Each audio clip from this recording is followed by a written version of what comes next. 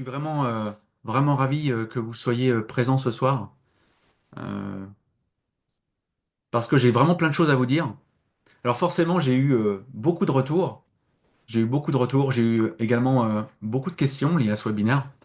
Donc bien évidemment, je vais pas pouvoir tout aborder, c'est pas possible, même si j'aimerais, parce que ce webinaire, il pourrait durer, je pense, toute une journée sur l'ensemble des sujets qui ont été partagés au fur et à mesure des inscriptions.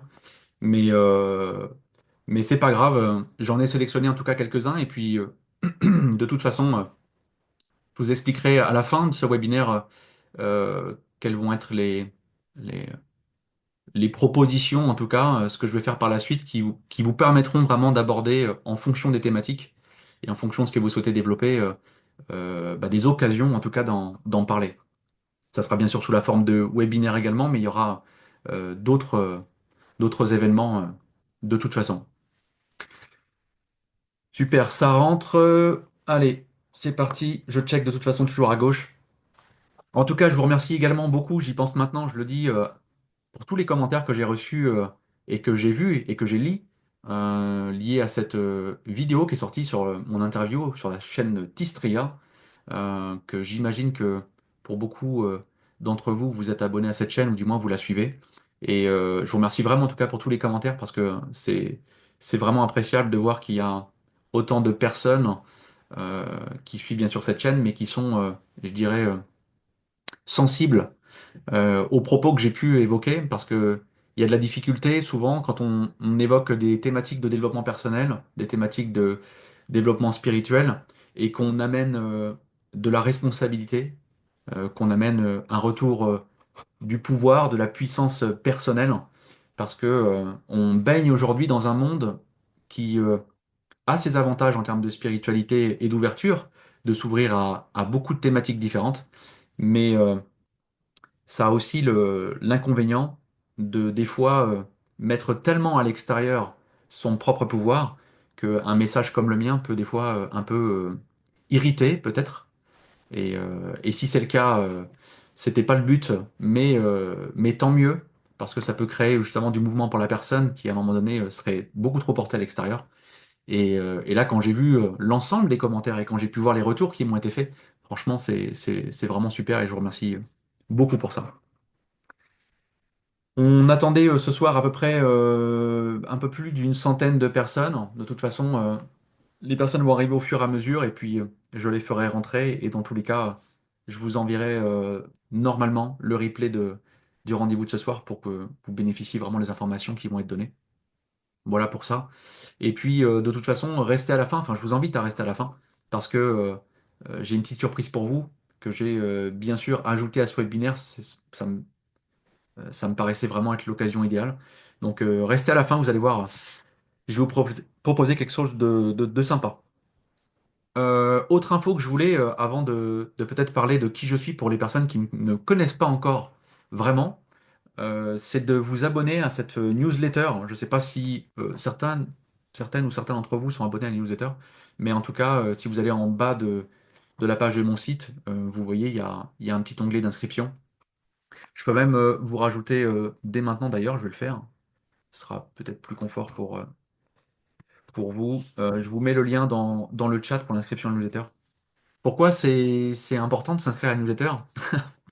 Pas pour que vous raconte ma vie tous les 2 jours, c'est pas du tout ça, et puis c'est pas du tout l'optique de cette lettre.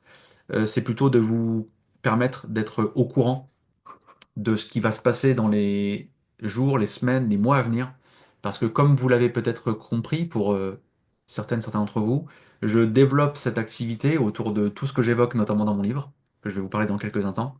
Et, euh, et pour que vous soyez vraiment au courant de ce qui s'y passe et de ce que je vais proposer, parce que je vais construire mon offre au fur et à mesure, mes services au fur et à mesure, en fonction en fait de ce qui me met moi en joie, tout d'abord, et ce qui, je dirais, est bénéfique pour l'ensemble des personnes qui vont me suivre à l'avenir. Il faut que ça soit vraiment de la réciprocité. Et j'aime penser que de toute façon, ce que je vais proposer par la suite soit vraiment de l'ordre du bénéfice mutuel en permanence. Voilà. Donc je vous ai mis ça dans le chat. Et pour les personnes, oui, j'ai vu dans le chat qui n'ont pas vu l'interview, eh bien, je vous laisserai aller le voir. C'était vraiment une rencontre super sympa avec Anthony Chen et Xavier Fay que je remercie énormément parce que c'était vraiment un super moment d'échange tellement simple, profond et authentique. C'est ce que j'aime avec ce genre de personnes. Et cette invitation, c'était vraiment une bénédiction pour pouvoir exprimer ce que j'avais à dire. Donc vraiment grand merci à eux. Alors maintenant que ça s'est dit, peut-être vous parler un petit peu de moi. Parce qu'au final, peut-être que vous ne me connaissez pas vraiment. Il est vrai que dans la vidéo, je parle un peu de mon passé, que je parle notamment de une partie de ma carrière qui est le commerce. Et en réalité, comme je le dis, j'avais démarré dans le métier de l'électricité, donc la passion pour la physique en général. Et en fait, ça fait une quinzaine d'années, à peu près, que je suis dans ces recherches. C'est-à-dire que ce qui m'anime en général, c'est l'exploration du potentiel humain en général. Et donc à travers ça, donc j'ai écrit un livre il y a un peu moins d'un an. En tout cas, il a été publié il y a un peu moins d'un an. Et j'ai développé mon activité donc de formateur et de coach autour justement de ces thématiques. Bien évidemment, ça a été pour moi euh, quelque chose de naturel de vouloir accompagner, aider toutes les personnes qui chercheraient à façonner leur vie dans une direction vraiment limpide, qui est celle qui vous inspire profondément. Donc c'est pour moi, je dirais, la suite naturelle des choses. Et pour parler un peu de mon passé, mon parcours, en fait, il a une double expression. C'est celle d'un ingénieur, enseignant en génie électrique, parce que j'ai été formateur pendant un temps dans le génie, et puis maintenant, plus récemment, dans l'ingénierie. Et donc, pourquoi je vous dis ça? Parce que dans mes bagages, j'ai une solide expérience dans tout ce qui est domaine technique, donc la physique aussi en général, mais beaucoup, je dirais, tout ce qu'on ne voit pas et qu'on ne sent pas. L'électricité, elle est bien placée dans ce domaine-là. Et à côté de ça, je suis quelqu'un de passionné des sciences humaines et spirituelles en général. Et mon credo, c'est quoi? Ça a été de, je dirais, faire converger tous ces mondes qu'ils soient physiques, qu'ils viennent des neurosciences, qu'ils viennent de la philosophie, de la théologie, des textes sacrés, et de tous les concepts métaphysiques qui, en gros, ont traversé les époques et les âges. Et c'est ça qui m'a vraiment intéressé ces 15 dernières années. Et comme un petit chercheur à mon niveau, j'ai tout simplement fait de l'essai-erreur. C'est-à-dire qu'en fait, j'ai vraiment été expérimenté au fur et à mesure de mes recherches et j'ai été, je dirais, prendre ma source dans les livres, dans les personnes qui avaient, je dirais, expérimenté déjà tous ces principes métaphysiques au fur et à mesure de leur vie. Et ça date, puisque on peut dire que depuis les années 1800, il y a bon nombre de personnes qui ont laissé des traces écrites de leurs expériences. Et j'ai continué aussi dans mon bagage, comme ça, vous allez vous faire une idée de qui je suis un peu dans les énergies. Donc, au-delà des énergies électrotechniques, j'ai fait les énergies un peu plus subtiles. Alors, ça va parler, j'imagine, à certains d'entre vous, ça va être la géobiologie, ça va être tout ce qui est autour du magnétisme, tout ce qui est autour de la radiesthésie, etc., etc. Donc, vous voyez, j'ai été chercher un peu dans beaucoup d'horizons pour à chaque fois me faire une idée du lien qu'il y avait entre la conscience humaine et donc notre potentiel à exprimer ce qui était vraiment important pour nous, au final.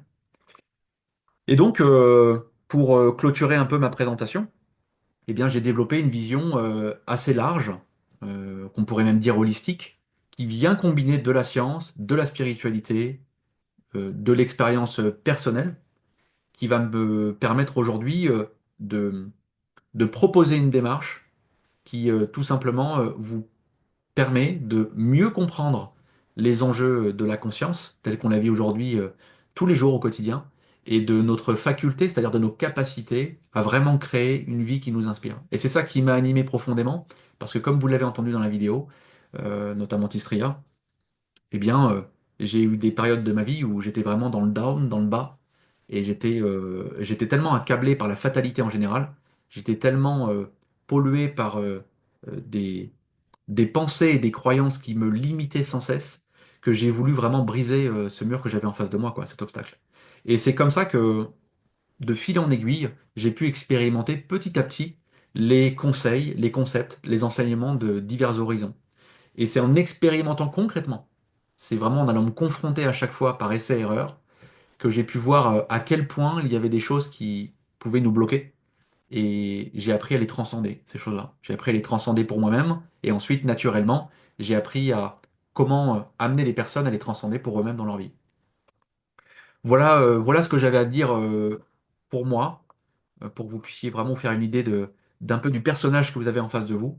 Et puis, ça m'a amené bien évidemment donc à écrire ce livre. Je ne sais pas si vous l'avez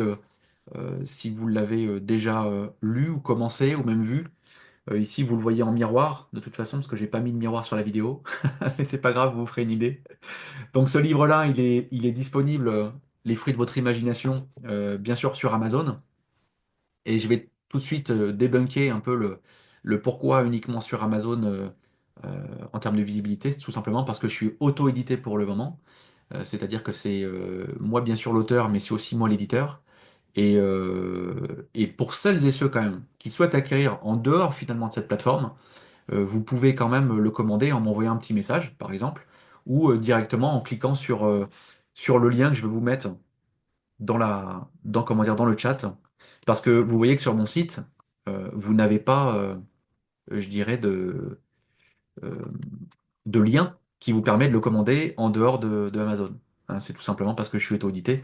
Et là, comme j'ai l'occasion ce soir de vous parler en direct et que je dirais on est un peu plus en petit comité, je vous permets de mettre ce lien directement dans le chat. Si vous voulez le commander, alors la différence, je dirais, avec la commande Amazon, c'est tout simplement que vous allez avoir un prix un peu plus élevé puisqu'il y aura le frais de port. Donc il faudra compter 4 à 5 jours de livraison le temps que je vous envoie ça directement à domicile. Et donc le livre est à 19,90 sur Amazon. Ici, il sera à 26,90. Et pour justifier quand même un peu ce prix, qui me paraît toujours cher au niveau des frais de port, parce que ça reste un livre, euh, je vous ferai bien sûr, bien entendu, et avec plaisir, une dédicace à l'intérieur si vous souhaitez le commander. Voilà en gros. Et dans ce livre, Les fruits de votre imagination, c'est quoi en gros? Parce que vous avez vu la vidéo Tistria, mais c'est pas exactement ce que vous allez retrouver dans le livre. Je préfère vous le dire tout de suite. Parce que dans Tistria, j'ai directement été au fond de la démarche pour que les personnes puissent vraiment transformer leur vie à partir de ces principes que j'évoque dans le livre. Mais j'ai directement été dans les fondamentaux, l'essentiel, pour aller vraiment, je dirais, débloquer et avoir un, un terreau, je dirais, fertile, vierge, sur lequel on va pouvoir créer beaucoup plus facilement et délibérément. Et donc, dans ce livre, qu'est-ce que vous allez voir? Vous allez voir des concepts comme les neurosciences, la physique, la métaphysique, de la philosophie, du sacré. Dans le sacré, j'étudie notamment des textes bibliques, beaucoup, parce que je me suis aperçu que dans ces livres-là, qui me paraissaient insensés depuis tellement longtemps, dans leur étude, quand je lisais littéralement, je me suis aperçu que c'était beaucoup de rhétorique, c'était le mélodrame de la conscience humaine qui était joué. Et quand j'ai pu avoir cet axe de lecture, ces textes-là, notamment la Bible, s'est révélé à moi comme quelque chose de tellement, tellement inspirant pour comprendre ce qu'était ni plus ni moins la conscience humaine dans son essence et son interaction dans ce monde et dans cette réalité. C'est ça qui était vraiment fou pour moi, ce qui était vraiment incroyable à vivre avant d'écrire ce livre. Et donc j'aborde l'information en général, l'énergie. Et en fait, c'est un voyage où je vous emmène dans ma compréhension des phénomènes au fur et à mesure, et dans, je dirais, la suite logique et chronologique qui m'a permis, moi, de conscientiser ce que je vais vous dire aujourd'hui, entre autres, et ce que je développe dans mon activité, mais également pour vous amener à vous faire votre propre chemin avec, je dirais, un chemin à la fois logique et à la fois expérientiel pour comprendre mon message, finalement. Et donc, sachez que dans ce livre, en tout cas, vous allez trouver vraiment ce chemin qui va explorer vraiment de multiples horizons. Vous allez voir, ça touche à beaucoup, beaucoup de choses, parce que finalement, je me suis aperçu que dans toutes les expériences qui ont été faites, dans toutes les miennes aujourd'hui, finalement, on revient toujours à, je dirais, quelque chose d'unique, qui est l'expérience subjective de nous en tant qu'humains. Et c'est ça qui m'a vraiment passionné et intéressé. Donc voilà pour le livre. Et n'hésitez pas à me faire des retours, en tout cas, en fonction de votre lecture, des questions que vous allez peut-être avoir à sa lecture, parce qu'il y a des passages qui sont très fluides et il y a des passages qui demandent vraiment euh, peut-être de la relecture, c'est-à-dire d'aller vraiment relire certains passages pour vraiment l'assimiler, parce que c'est pas tout le temps évident quand on aborde des choses liées euh, soit à la physique en général, soit à la philosophie, quand on justement on l'intrigue à ces choses-là. Donc n'hésitez pas à revenir vers moi, ce sera avec plaisir de vous répondre en fonction. Et peut-être pour commencer, justement, avant d'aborder les questions que j'avais notées, parler peut-être des concepts, parce que ça aussi, j'ai eu beaucoup de remarques sur la notion de loi d'attraction et celle d'assomption, que je parle directement dans la vidéo. Et avant peut-être d'en parler, est-ce que vous pouvez me dire dans le chat, ça va être intéressant, parce que j'ai bien évidemment coupé les micros pour pas que ça soit euh, je dirais, gênant dans la réunion, parce que sinon, on sait très bien quand on est assez nombreux, ça peut vite être chaotique. Mais je serais vraiment curieux de voir dans le chat si vous avez déjà utilisé des concepts comme la loi d'attraction ou loi d'assomption. Est-ce que c'est un concept que vous connaissez déjà, que vous avez déjà utilisé?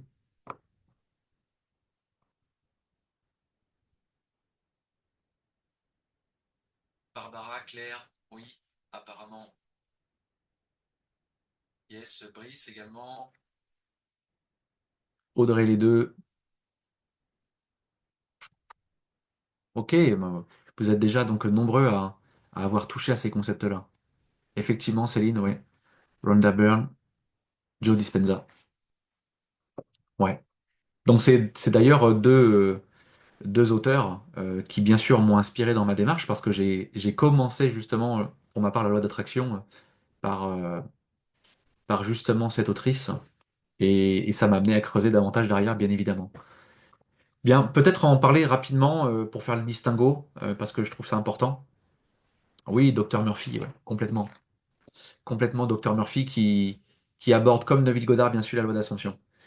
Quelle distinction on peut faire entre les deux vraiment de manière très pragmatique, comme je l'ai un peu dit dans la vidéo, mais la loi d'attraction, on en parle beaucoup, c'est-à-dire je pense, j'attire.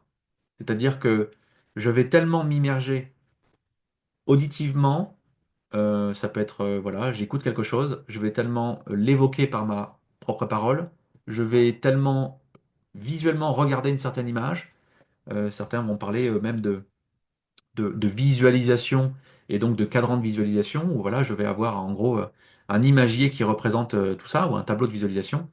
Et en fait, la loi d'attraction, c'est à force, à un moment donné, de répéter ces choses-là que je viens de citer, eh bien, on va tout simplement attirer magnétiquement à soi les événements et les interactions qui vont avoir lieu dans notre vie, pour tout simplement manifester ce qu'on désire beaucoup.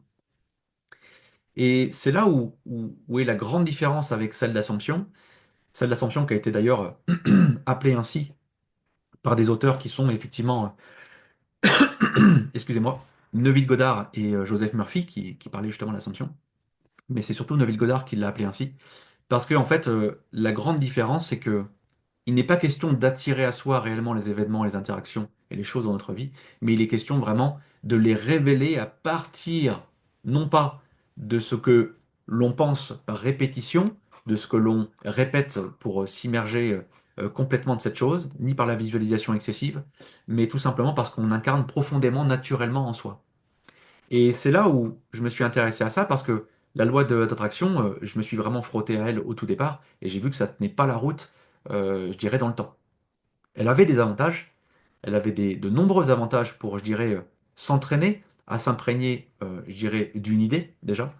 Et donc, qui dit idée, qui dit y penser régulièrement, qui dit y penser régulièrement, petit à petit, on a quand même une imprégnation légère du sentiment.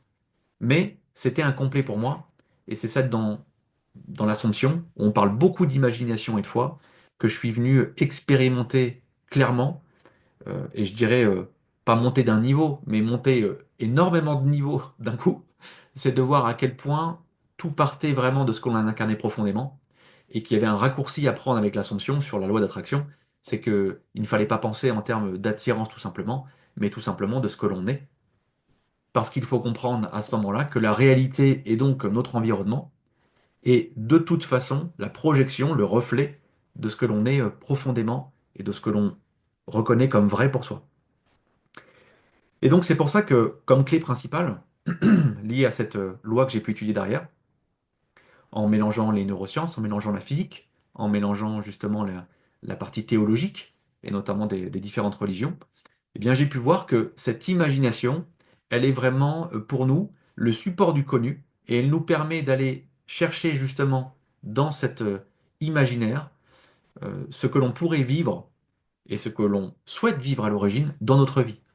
Et qu'est-ce qui vient alimenter, je dirais, la garantie que ce que l'on vit en imagination se produise dans notre vie par rapport à ce qu'on souhaite réaliser?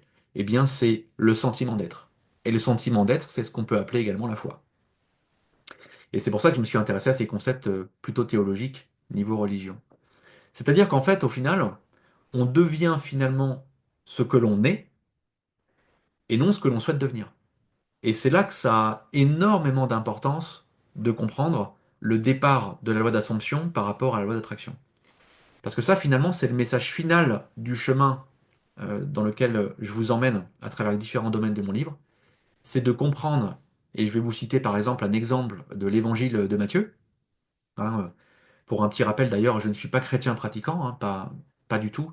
C'est-à-dire que je n'ai pas de religion ou de dogme où je pratique voilà, d'une religion quelconque. Mais ce qui m'intéresse moi, par contre, c'est vraiment les Écritures. Voilà. Comme ça, je le précise au cas où. Et dans cet évangile, par exemple, de Matthieu, il est dit, car on donnera à celui qui a, et il sera dans l'abondance, mais à celui qui n'a pas, on ôtera même ce qu'il a.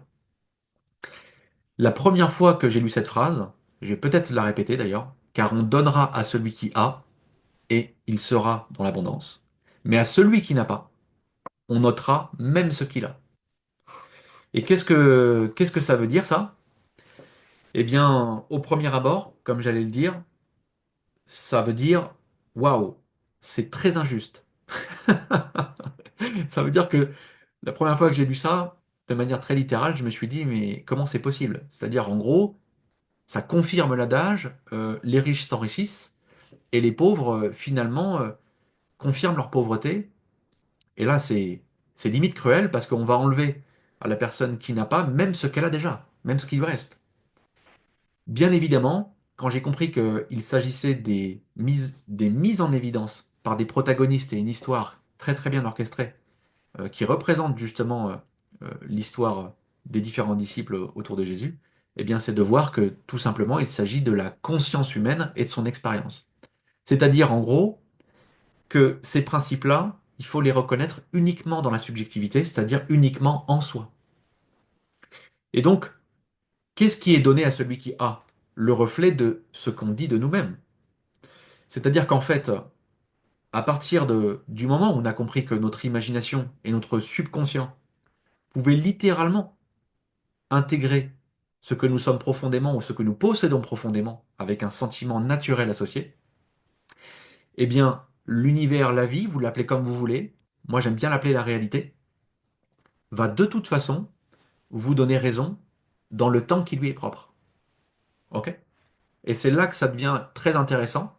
C'est-à-dire que pour celle ou celui qui a, il sera dans l'abondance, pas de limite quant aux possibilités de recevoir par confirmation ce qu'on dit de nous, ce que l'on possède ou ce que l'on est, mais à celle ou celui qui n'a pas et qui n'a pas le sentiment d'avoir, c'est-à-dire de posséder ou d'être, on notera même ce qu'il a.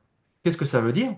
Ça veut dire que on rentre dans une spirale qui vient nous confirmer que quand on se sent justement dans l'opposé de l'abondance qui est la pauvreté, ou quand on se sent démuni, impuissant, quand on se sent acculé, etc., etc., c'est ce sentiment dominant qui de jour en jour va se renforcer, va se confirmer, parce que le subconscient n'est jamais juge de ce que l'on dit de nous, mais révèle exactement dans le temps, tout simplement, ce qu'on a accepté et consenti à l'intérieur de nous comme sentiment.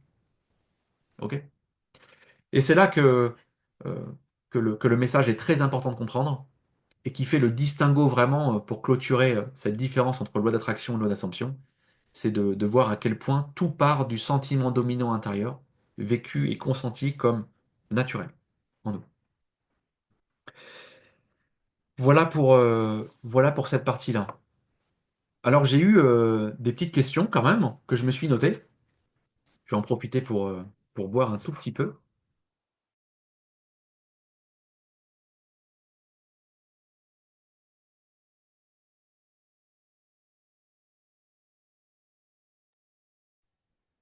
Hop, je le reprends où j'en étais. La première question que j'ai notée pour répondre à justement à vos interrogations, c'était le concept de réversibilité. C'est un concept vachement important parce que j'ai eu plusieurs questions sur ce domaine-là.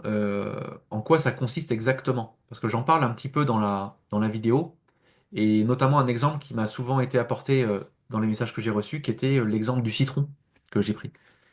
Où je vous dis à l'intérieur que si vous imaginez justement presser un citron au-dessus de votre langue, et que vous imaginez tout simplement les gouttes de l'acidité de ce jus de citron, eh bien vous allez en imagination tellement bien l'imaginer avec vos sens, les couleurs, la mise en scène, que vous allez très probablement saliver derrière. Et pour bien expliquer ce concept de réversibilité, c'est comprendre que tout a une action réversible, même s'il existe un concept que j'aborderai pas ce soir, mais que vous pourrez trouver notamment dans mon livre, ou à d'autres occasions, quand j'en parlerai. C'est l'entropie. L'entropie, je le mets de côté, mais c'est vraiment l'action réversible. Je vous donne un exemple. Si la chaleur peut générer une action mécanique, eh bien à ce moment-là, une action mécanique, elle peut également produire de la chaleur. Ok? On le voit bien, avec de la chaleur, on peut générer beaucoup d'actions, et on peut se servir de cette action mécanique pour reproduire par friction, par échauffement, par compression même de l'air, de la chaleur.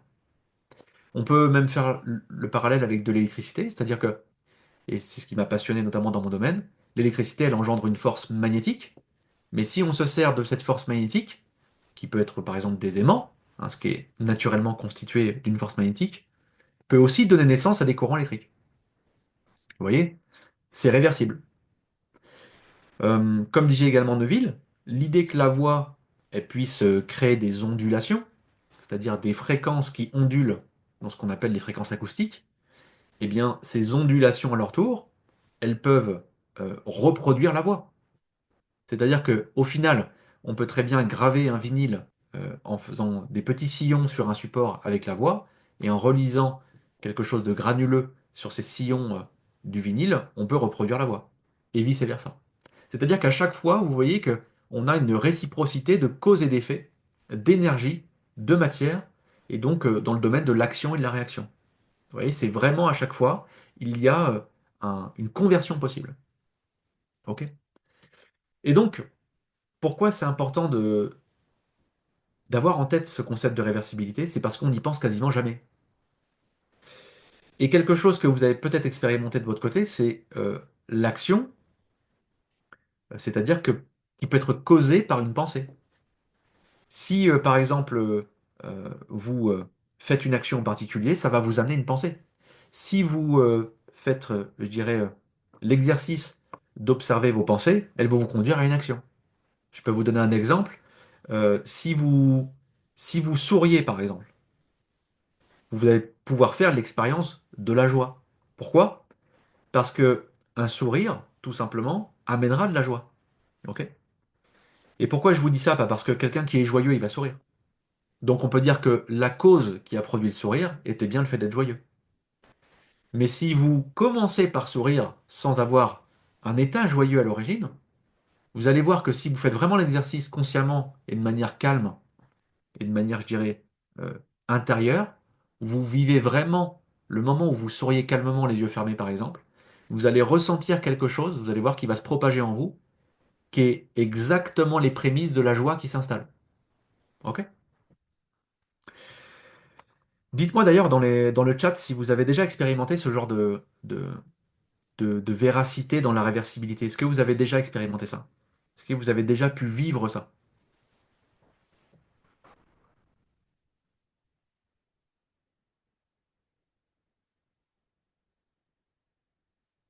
Ah, c'est vraiment quelque chose de fondamental à se rappeler, c'est que finalement, la réversibilité est partout. Ok? Ouais, je vois qu'il y a des personnes qui ont déjà vécu ça. Et donc, ce que je vais déjà vous inviter à faire, c'est d'observer un peu ce comportement-là et cette dynamique-là dans votre vie, par exemple. C'est de voir à quel point il y a des événements qui se produisent. On a tendance à tout de suite partir dans la fatalité de l'événement, c'est-à-dire, bon, bah, il a lieu, je peux rien y faire. Et en réalité, c'est de voir ce que ça engendre comme conséquence chez vous. Et quand vous voyez la conséquence, bah, vous pouvez penser à cette réversibilité, parce que vous pouvez donc du coup induire un changement, tout simplement en ressentant son effet. Vous voyez? Eh bien, Elodie, si tu n'as pas encore expérimenté cette réversibilité, tu pourras le faire notamment soit avec le sourire, soit avec d'autres images, et, euh, et je dirais même approfondir ça, que ce soit à travers, je dirais, justement, j'en parlerai, euh, une formation, un coaching, ou ça peut être tout simplement une période de calme, même méditative, sur lequel on va pouvoir induire quelque chose de connu. Je sais pas, je peux te donner un exemple par exemple, ça va être euh, vous aimez le chocolat, mangez du chocolat. Ça peut être tout simplement croquer dans une fraise, ça peut être sentir un parfum en particulier. Eh bien, vous pouvez vous immerger tellement en imagination que vous allez pouvoir sentir, c'est-à-dire avec le support de votre imagination, votre subconscient va réagir comme si c'était vrai. Et vous allez voir un peu à quel point c'est réversible. Ok? Vous n'avez pas besoin, je dirais, de manger du chocolat pour avoir l'expérience du chocolat quand vous savez exactement ce que c'est. Ok? Et c'est là où on va parler après de l'imagination et de comment on crée dans sa vie, ce que vous allez comprendre du coup. Alors j'avais noté également la nature peut-être du temps. Voilà, je me suis noté la nature du temps en général et je dirais pourquoi cette compréhension de la nature du temps elle est fondamentale. Parce que j'en parle souvent du temps et c'est quelque chose qui est un peu mal compris. Euh, le temps en réalité c'est ce qu'on peut ajouter quand on réfléchit bien à n'importe quel objet physique parce que le temps c'est une quatrième dimension. Ok. En tout cas, pour l'expérience en tant qu'être humain, c'est une quatrième dimension. Si vous prenez un objet, par exemple, il a une longueur, une largeur, une hauteur, mais cet objet, il existe par ces trois dimensions que vous connaissez très bien, que vous avez étudiées depuis votre enfance, mais il existe parce qu'il a émergé dans le temps. Il a eu un début, cet objet, et il a une fin.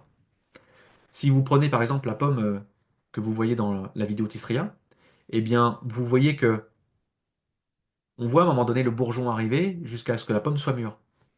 Mais si on continue cette notion du temps, et donc la ligne du temps de cet objet, on peut voir que cette pomme, au bout d'un moment, elle va pourrir et elle va disparaître. Elle va disparaître sous une autre forme, mais dans nos sens et dans l'expérience de la pomme, elle disparaîtra. Et donc on voit que l'objet que représente cette pomme, elle a bien quatre dimensions, d'accord? Les trois dimensions connues plus celle du temps. Et en fait, comme le temps est relatif pour nous, c'est-à-dire qu'il dépend de notre perception, eh bien, notre réalité en tant qu'observateur actif est tout le temps relative. Ok? Et comme tu dis, Magali, le temps n'est qu'une illusion à ce moment-là. Une illusion qui est absolument bénéfique et absolument nécessaire. Elle n'est pas remise en question dans notre expérience de la matière. Parce que sans le temps, on n'aurait pas tout simplement le terrain de jeu, le théâtre, pour expérimenter le contraste justement de cette matière. Ok? Donc bien heureusement que l'espace et le temps pour nous, il est de toute façon inévitable, mais il ne s'agit pas ici de remettre en question le temps, c'est-à-dire de se dire, vu que c'est une illusion, si on quitte l'observation en tant qu'humain, c'est-à-dire en tant qu'être conscient, eh bien autant faire comme si il n'était qu'une illusion en permanence. Le but, c'est pas de le nier, c'est ça que je veux dire. Le but, c'est tout simplement de reconnaître que le temps est nécessaire pour notre expérience et qu'il a une utilité très précise. Ok. Et que qu'est-ce qui peut se dégager à travers le temps? C'est que finalement, comme c'est une construction de l'expérience humaine et donc de la conscience humaine, en ça c'est une illusion, mais elle est nécessaire, elle est là, eh bien le passé, le présent et le futur, ce sont des états de notre conscience qui se sont succédés sans cesse. Ok? C'est-à-dire qu'on peut voir que on pourrait découper comme ça toute notre vie par toute petite coupe, on s'apercevrait qu'en fait nous avons changé et notre conscience a évolué en fonction de ces strates de temps. Et donc, on peut voir que à ce moment-là, le passé, le présent et le futur font tout le temps partie de nous. Ok? C'est-à-dire que ce que j'ai compris avec le temps, c'est que le passé, il est quelque part toujours présent ici et maintenant, et il vient imprégner inévitablement justement notre corps et notre esprit. Ok? Et c'est ça qui va être important pour la suite de mon propos, c'est de comprendre que ce temps qui a l'air de passer, qui nous permet d'être embarqués dans le véhicule qu'on appelle le présent, eh bien, on a beau dire que hier n'existe plus, il existe en réalité toujours. Donc le passé est toujours présent, d'une certaine manière, et si le présent est bien sûr imprégné du passé, alors le présent est inévitablement imprégné du futur. Ok? Et à ce moment-là, ça veut dire que toute cette ligne de temps qui est une illusion, mais qui est importante pour notre expérience, eh bien, dans notre subconscient et en imagination, on a cette faculté d'aller se balader sur cette ligne du temps. Et c'est ça qui est juste fabuleux, c'est de voir que en imagination, nous ne sommes très peu limités en réalité pour aller explorer cette notion du temps. Donc ça veut dire quoi ça? Ben, ça veut dire que votre futur est alors déjà présent en quelque sorte, et que votre état intérieur a déjà en quelque sorte lancé son expression vers ce futur. Donc votre moi de maintenant, votre moi d'aujourd'hui, il est déjà en train d'exprimer un futur et tous ses potentiels. Ok? Il a déjà, si vous voulez, imprégné ce futur. Mais la faculté, encore une fois, c'est par l'imagination qu'on va aller se balader comme ça dans l'échelle du temps. Ok? Pour du coup pratiquer cette création consciente, c'est-à-dire pour répondre vraiment de comment ça se passe clairement quand on crée comme ça, quand on part sur ce que j'appelle la création délibérée ou consciente, c'est de voir euh, que tout commence dans notre imagination en utilisant nos cinq sens. Ok? C'est-à-dire que là, je réponds directement à comment est-ce qu'on crée concrètement dans notre réalité pour être sûr, pour nous garantir tout simplement de vivre l'expression qui est au fond de nous. Eh bien, en fait, en imagination, ce que je vous invite à faire, c'est de pouvoir, dans des périodes que j'ai évoquées également dans la vidéo, que vous avez pu voir sur Tistria, c'est la période du sommeil et du réveil. La période de sommeil, elle est encore pour moi plus pertinente parce que généralement, quand on tombe dans le sommeil, il y a une période d'entre-deux où, je dirais, le monde du rêve et le monde du réveil sont un peu intriqués, si vous voulez. Et le fait de s'endormir en pratiquant cette création délibérée ne vient pas du tout limiter notre création, bien au contraire. Parce que qu'est-ce qui se passe dans les dernières minutes, et ça les neurosciences l'ont confirmé, avant de s'endormir, eh bien on a tout simplement comment dire, une imprégnation de notre subconscient pendant l'endormissement et donc pendant que l'on rêve. Ok? Et donc tout ce que vous amenez avec vous en sentiment dans le rêve, et qui va devenir un sentiment naturel, c'est-à-dire qui va prendre forme dans votre quotidien, va de toute façon s'exprimer dans le temps. Et comment vous pouvez faire ça? Eh bien, il s'agira de construire une scène, ok? Et pas n'importe quelle scène.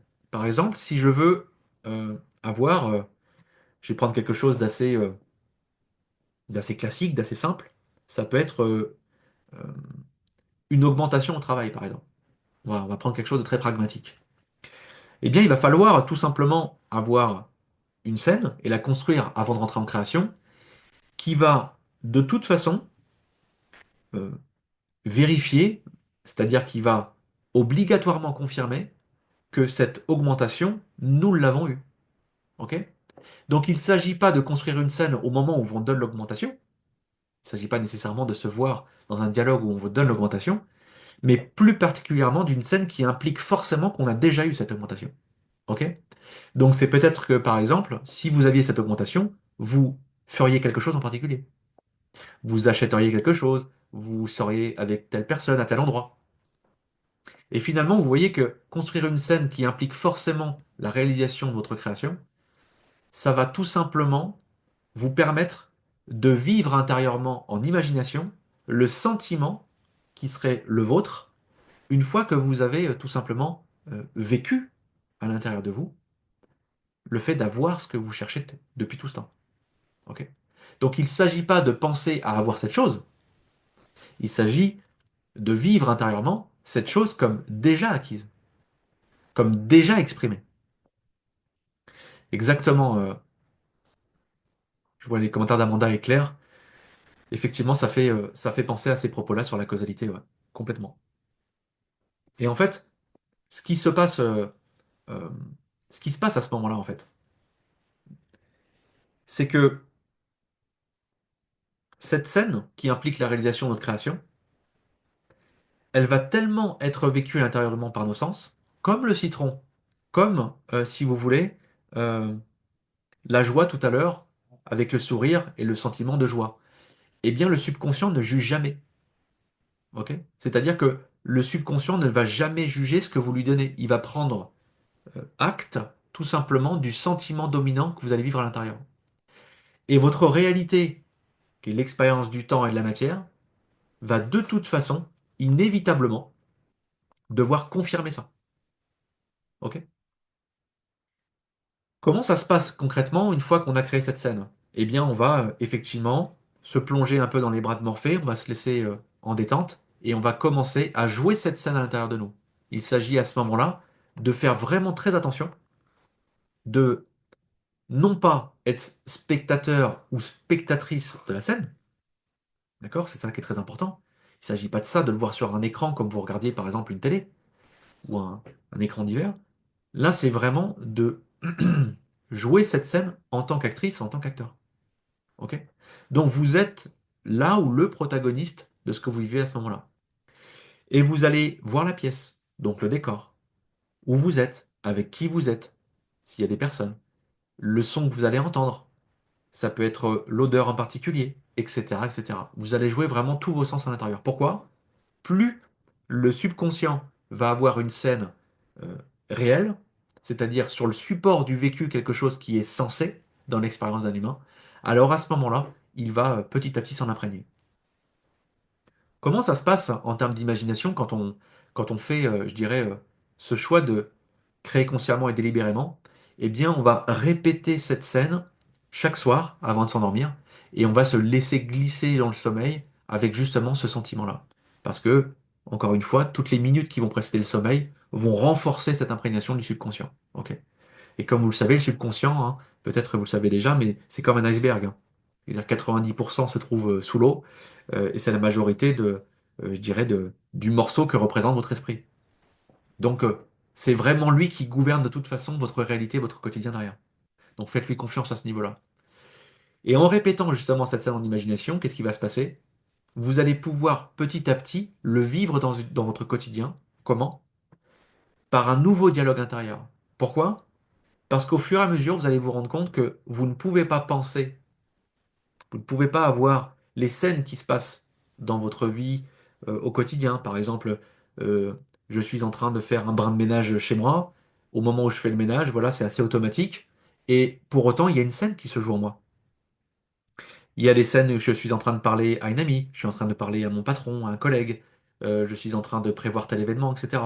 Et toutes ces scènes, au fur et à mesure, vous allez voir qu'elles vont correspondre à cette nouvelle version de vous qui a intégré au fur et à mesure le fait qu'elle est et qu'elle possède déjà ça. Ok? Et c'est pour ça qu'il est important de comprendre, on revient à ce qui avait été écrit dans l'évangile de Matthieu, c'est de voir à quel point que c'est à partir de ce que l'on a ou ce que l'on est que on réalise et on crée, mais ce n'est pas à partir tout simplement euh, de ce que l'on souhaite en permanence. Et c'est là où il y a un point d'achoppement très très précis, très très important à comprendre. C'est que si vous continuez jour après jour d'être dans l'impatience, l'attente, ou tout simplement le désir de posséder, le désir d'être, eh bien, vous êtes en train de confesser à votre subconscient, c'est-à-dire vous êtes en train de nourrir ce sentiment dominant que vous n'êtes pas ou que vous n'avez pas. Ok?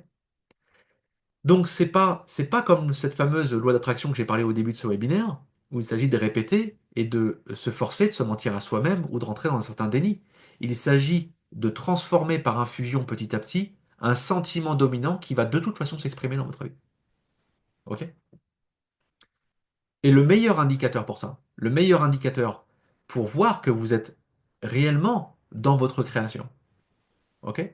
Et que vous allez pouvoir bientôt la laisser aller, c'est-à-dire ne plus rentrer dans cette scène créative, c'est-à-dire c'est bon, j'ai planté cette fameuse graine, je n'ai plus besoin d'aller voir si elle pousse, comme je l'avais précisé dans la vidéo, on ne déterre pas la graine quand on l'a plantée, eh bien c'est tout simplement quand vous aurez assez de foi, c'est-à-dire assez de confiance, quant au fait que ce qui se joue dans votre conscience tous les jours et dans vos pensées, dans ces fameux dialogues intérieurs, eh bien vous puissiez confirmer que vous pensez à partir de là, à partir de ce nouveau moi. Ok? Parce que si vous avez eu cette augmentation au travail, par exemple, vous pouvez bien imaginer que si vous l'avez eu, vous avez des pensées à partir de ça. Vous avez des pensées et des dialogues intérieurs qui correspondent à partir de la personne qui a déjà obtenu son augmentation. Et pas à partir de la personne qui désire encore l'obtenir et qui est frustrée de ne pas l'avoir. Et vous voyez que ces deux directions, pas de jugement du subconscient. De toute façon, il acceptera comme vrai tout ce qu'on va lui donner, encore une fois, comme dominant à l'intérieur de nous. Ok. Et on voit que, en fait, qu'est-ce qui se passe à ce moment-là? Parce que forcément, on pose souvent la question de la création consciente. Ok, mais je vais avoir des indicateurs de dialogue intérieur. Mais concrètement, comment ça se révèle dans ma vie? Eh bien, c'est ce qu'on va appeler, peut-être, pour que vous puissiez comprendre ça, le concept de synchronicité. Ça veut dire quoi la synchronicité? Ça veut dire que c'est tout simplement un moment qu'on peut mettre dans le temps qui fait la jonction entre deux événements. Mais où sont ces deux événements? Pour synchronicité, synchroniser. Eh bien, c'est tout simplement quelque chose qui a déjà été planté en vous, soit de manière consciente, soit de manière inconsciente. Et c'est pour ça que des fois on vit des synchronicités. On a cette impression de déjà vu, on a cette impression, ah c'est tombé à ce moment-là, alors c'est dingue, j'ai pensé à lui, je pensais à telle chose, etc. Et en fait, cette synchronicité, elle va être le résultat, c'est-à-dire la suite logique. C'est pour ça que, si vous voulez, les signes ne précèdent pas, c'est-à-dire que les signes suivent tout le temps. Ok? Ça, c'est quelque chose qui va se manifester dans le temps et se révéler à vous. Mais qu'est-ce qui va concrètement émerger dans votre vie? Qu'est-ce qui va faire que ce grand théâtre va faire émerger vos réalisations? Eh bien, c'est tout simplement que ça va venir d'une part de l'intérieur et ça va venir d'autre part du reflet de votre esprit, de votre conscience, qui est l'extérieur. Ok? Comment ça se traduit ça concrètement? Eh bien, une action qui émerge de l'intérieur, c'est une action qui peut être de l'intuition, qui peut être de l'envie, un désir en particulier, une action en particulier qu'on a envie de mener. Et pourquoi ces choses-là vont arriver de l'intérieur? Eh bien, elles vont arriver nécessairement parce que vous pensez et vous vivez dans le sentiment de cette nouvelle personne, qui est ou qui a. Vous voyez la différence? Donc quand on pense à partir de là, toutes ces choses intuitives d'envie, de désir, d'action vont se mettre en mouvement à partir de l'intérieur. Et le reflet de ça à l'extérieur, c'est ce qu'on va appeler les opportunités. Qu'est-ce qui va se passer en fait à l'extérieur? Il va y avoir une mise en mouvement. Pensez par exemple à une scène de théâtre où à l'entracte, les rideaux se baissent et là une foison de collaborateurs des arts du spectacle vont tout simplement devoir euh, s'activer à changer le décor. Ok? Eh bien, c'est exactement pareil. C'est-à-dire qu'en fait, il va y avoir un réaménagement extérieur de votre propre réalité et une émergence de cette nouvelle personne que vous incarnez à l'intérieur.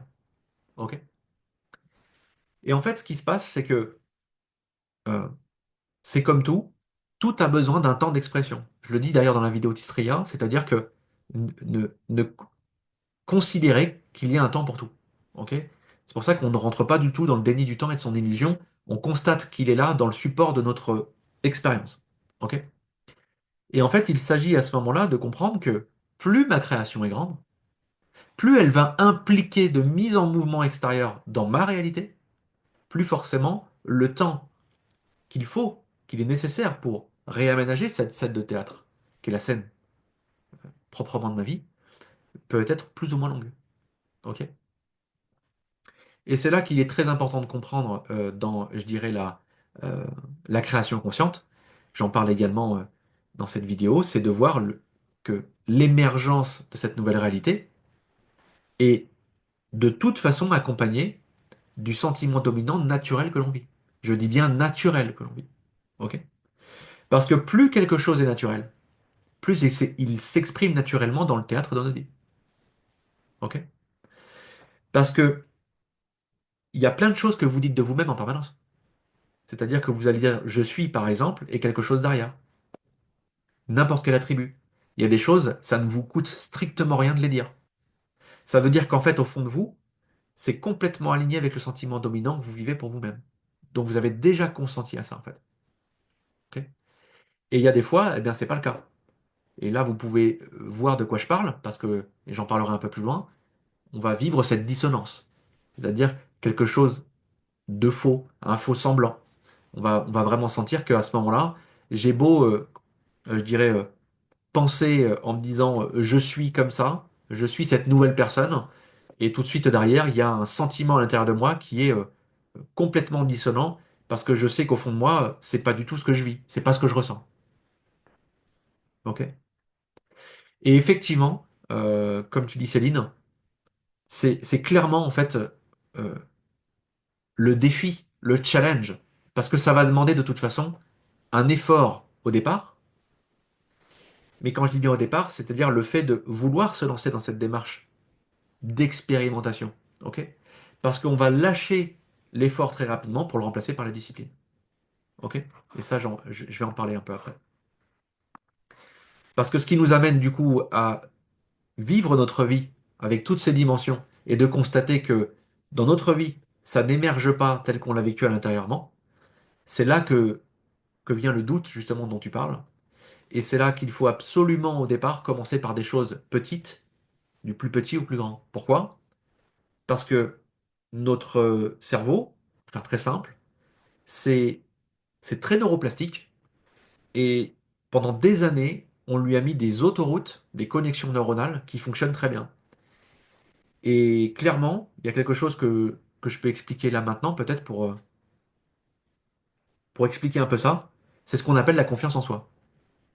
Parce que la confiance en soi, finalement, on peut faire confiance aux autres, vous savez ce que ça représente de faire confiance aux autres, mais se faire confiance à soi, ça commence justement par avoir notre esprit, notre conscience qui collabore avec ce qu'on lui infuse.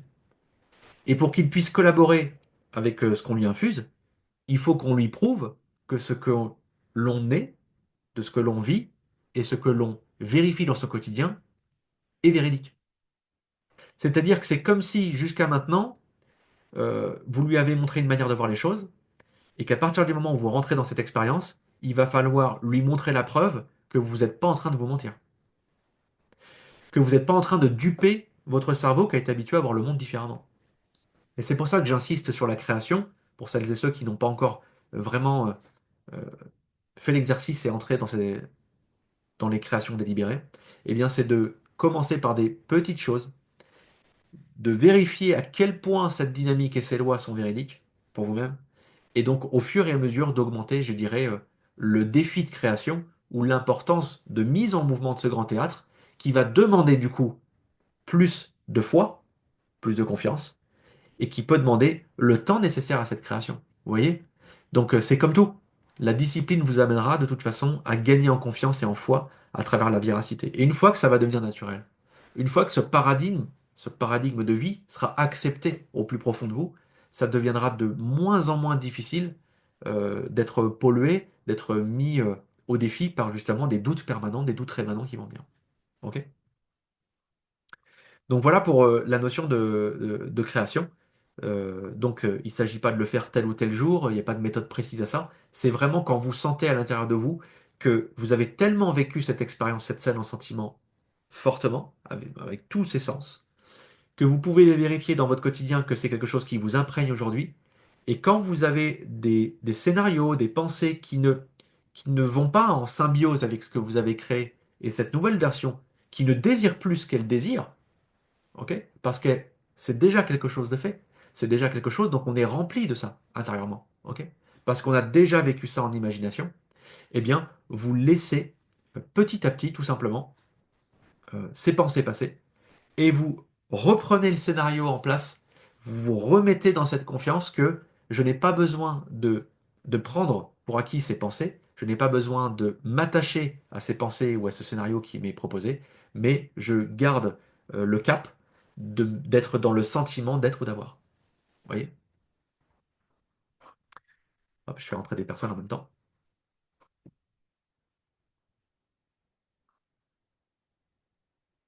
Alors effectivement, différence. Alors la discipline, ouais, bien sûr c'est difficile. Oui, oui, c'est un exercice difficile. Et c'est ça mon propos un petit peu que j'essaie de dire dans la vidéo et qui peut des fois déplaire, c'est que ça demande au départ de la discipline. Ok? Et c'est comme ça qu'au fur et à mesure ça va devenir de plus en plus facile. C'est comme tout. Un sportif vous dirait exactement la même chose. Ou si vous faites du sport, vous pouvez le voir. C'est par la discipline et l'entraînement que quelque chose va devenir beaucoup plus facile et vous allez pouvoir aisément développer vos capacités, vos compétences. Tout est valable dans cette expérience-là. Et le subconscient, que vous faites du sport réellement, ou que vous êtes parti en imagination le soir dans vos créations, pour vous infuser, c'est exactement pareil. Pour lui, il n'y a pas de différence. Ok. La différence entre l'imagination et la visualisation, c'est vraiment, je dirais, un acte différent. C'est-à-dire que l'imagination, enfin, c'est pas un acte différent, mais euh, c'est deux choses distinctes. Il y en a un, c'est un acte, et il y en a un, c'est un support. L'imagination, si vous voulez, c'est vraiment le monde vaste, l'espace dans lequel on a toutes les images et les sensations du connu depuis notre naissance. Ok? Et dans cette imagination, il y a la nôtre et il y a la partie collective. Bon, ça, je l'aborderai pas trop, mais c'est une autre thématique. Eh bien, vous allez vous rentrer en visualisation. C'est-à-dire que vous allez, dans votre imagination, ok, rentrer dans l'acte de visualiser une scène en particulier. Donc, l'acte de visualisation, c'est quoi? C'est sélectionner dans votre imaginaire une scène en particulier et la maintenir jusqu'à temps qu'elle s'imprègne tellement réellement par vos sens, en imagination, que vous êtes dans l'acte de visualisation. Ok. Pour un sportif qui a une compétition, par exemple, on sait bien que dans les neurosciences, la visualisation, ça va être de vivre sa course avant même qu'elle ait lieu et de vivre sa performance avant même qu'elle ait lieu. Ok. C'est toujours de commencer par la fin, comme je le dis dans la vidéo, le premier et le dernier, l'alpha, l'oméga. Voilà pour ça. Pas de souci pour le replay, normalement, ça devrait le faire. Merci Aurélia, ça fait plaisir. Et Barbara, tu souhaites un exemple de création? Veut commencer par des grandes créations. Un exemple de petite création. Eh bien, des petites créations, bah, je vais te donner une anecdote, Barbara, mais ça servira probablement à tout le monde. C'est que j'ai commencé par des toutes petites choses. Parce que je vous dis, ça fait une quinzaine d'années que, par essai-erreur, j'ai essayé toutes sortes de choses. Très curieux de voir jusqu'où on peut aller et jusqu'où surtout sa dynamique est valable. Un jour, je vais essayer d'aller vite quand même parce que je voulais aborder d'autres sujets avec vous. C'est quel exemple je vais prendre? Je vais prendre celui-ci. Ouais. Je vais parler par exemple euh, d'une balle de tennis, tiens, parce que c'est vraiment petit. Voilà pourquoi je prends la balle de tennis. Pour tester un jour, j'avais pris comme création, je m'étais dit, ok, est-ce que tu as une balle de tennis chez toi? Non, j'ai pas de balle de tennis chez moi. Est-ce que il est possible que tu aies une balle de tennis chez toi à un moment donné dans les jours qui viennent? Ah non, c'est pas possible. Donc moi, j'ai fait en sorte de bien vérifier il y avait pas anguille sous roche. Et en fait, je me suis rajouté quelque chose, et c'est là où j'ai mis au défi la création, c'est que j'ai rajouté des conditions. Et c'était quoi la condition? C'était de mettre tout simplement une balle de tennis de couleur rose fluo. Parce que je sais que ça existe, vous voyez, dans le support de mon imagination, je sais qu'une balle de tennis rose fluo, ça existe. Parce que j'ai déjà vu. Et donc, je me suis dit, là, t'as vraiment aucune chance dans ce que j'appellerais ma normalité, dans les jours qui devraient suivre, de voir cette balle de tennis. Je me suis tellement immergé le soir en m'endormant dans cette balle de tennis, en train de voir sa couleur, de la sentir dans ma main, de sentir sa densité, sa forme, la texture, sa couleur, comment elle rebondit et quel choc elle fait dans ma main quand je joue avec, et de me visualiser tellement avec cette balle que je pouvais même rapprocher cette balle et sentir l'odeur de ce qui la compose, parce que dans mon expérience, encore une fois, de mon imagination, c'est connu. que je me suis laissé infuser comme ça quelques soirs. Et quand j'ai senti que c'était vraiment réel, il n'a pas fallu beaucoup de soirs pour que je sente vraiment que c'était OK, quoi. J'avais pleinement ressenti ça et que je pouvais maintenant, dans mes pensées la journée, me souvenir que j'avais vécu l'expérience avec une balle. C'est-à-dire, ça devient un souvenir. C'est un peu rangé au même niveau. C'est-à-dire que c'est quelque chose que j'ai vécu dans mon subconscient et mon subconscient l'a pris comme vrai. C'est OK.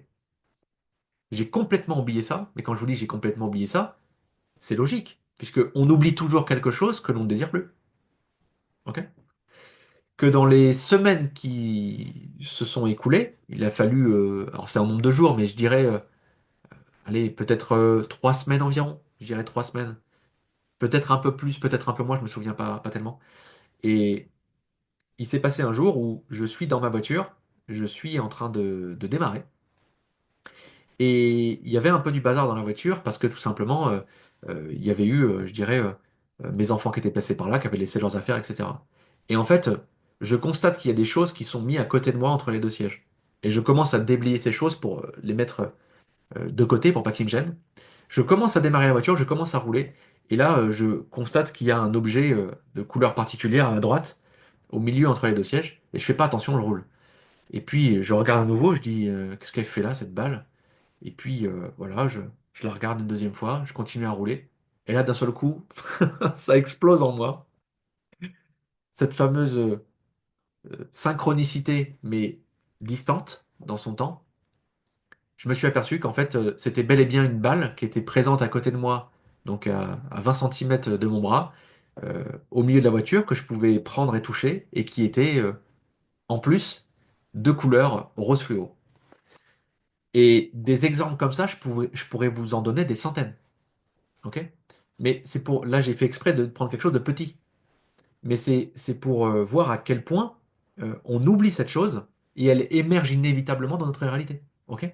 Parce que l'expérience de l'humain et de sa réalité, dans le temps, ok, passé, futur, c'est quelque chose qui, de toute façon, va émerger inévitablement s'il a été accepté comme vrai dans votre subconscient. Ok? Voilà. Allez, j'enchaîne avec. Du coup, je voulais vous parler également. Je choisis parce que j'avais noté pas mal de choses, mais on est quand même un peu limité par le temps.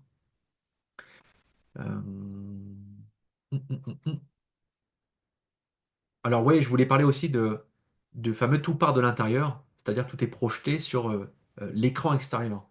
Parce que je dis souvent que tout part de toute façon de notre intériorité. Et c'est quelque chose qui est des fois pas accepté par, par beaucoup d'individus. Pourquoi? Parce que on considère que l'extérieur a une réalité et que du coup, on ne peut pas prendre à la lettre cette phrase que tout commence à l'intérieur de nous. Voilà, on ne veut pas accepter ça. Pour autant, pour autant, il est fondamental, mais ça peut mettre du temps. Hein, c'est pour ça que je propose tout ça, hein, et que je propose notamment ce webinaire, mais aussi tout ce que je vais proposer par la suite. Parce qu'il y a tellement de sujets à aborder pour comprendre toutes les choses que j'ai découvertes en 15 ans. C'est que l'expérience est fondamentalement subjective. Ok? Subjective, ça veut dire quoi? Elle est vécue depuis votre expérience, c'est-à-dire depuis votre conscience. Ok. Pour dire ça autrement, c'est que votre réalité, elle émerge d'une conscience qui est la vôtre, qui observe et qui en fait l'expérience. Ok? Si vous éteignez votre conscience, du moins vous allez l'imaginer, parce que vous n'allez pas pouvoir l'éteindre comme ça, vous comprenez qu'à ce moment-là, vous ne faites plus l'observation naturelle de ce que vous faites au quotidien, et donc vous n'êtes plus dans l'expérience propre de l'être qui vit ça consciemment. Ok? Un exemple peut-être pour illustrer ce que je suis en train de vous dire, parce que c'est pas facile. Je sais que c'est pas facile. Euh, un exemple concret. Si avec votre main, vous touchez la main d'une autre personne, ok? Vous allez me dire, bah, j'ai fait l'expérience de la main de la personne. Mais en fait, non. Ça, c'est ce qu'on croit. Mais non. En touchant la main d'une personne, on ne fait pas l'expérience de sa main. Enfin, vous faites l'expérience de la vôtre. Vous faites l'expérience de la vôtre par vos sens et par votre conscience. C'est bien votre main que vous sentez à ce moment-là, en touchant l'autre main de la personne. Ok? Et ça veut dire qu'en réalité, vous comprenez que l'expérience qui est subjective de votre main à ce moment-là, elle existe uniquement à l'intérieur de vous. Est-ce que la personne en face de vous peut ressentir l'expérience que vous vivez à travers les sens et votre main? Du toucher notamment. Elle peut pas. Donc vous voyez bien que votre réalité et votre expérience, elle émerge et elle existe uniquement à l'intérieur de vous. Et que tout ce que vous vivez tous les jours au quotidien dans votre vie et tout ce qui est révélé dans votre grand théâtre existe uniquement à l'intérieur de vous. Parce que au moment où vous détenez votre conscience, ça n'existe plus. Ok. L'existant expérientiel n'est plus expérimenté. Ok. Donc c'est pour vous comprendre que, enfin, c'est pour vous faire comprendre que par vos sens et par votre conscience, cette expérience, elle a lieu uniquement à l'intérieur de vous. Et donc, sans votre conscience d'être, bah, vous ne pouvez pas faire l'expérience de cette réalité. La réalité qu'on appelle matière et temps. Ok.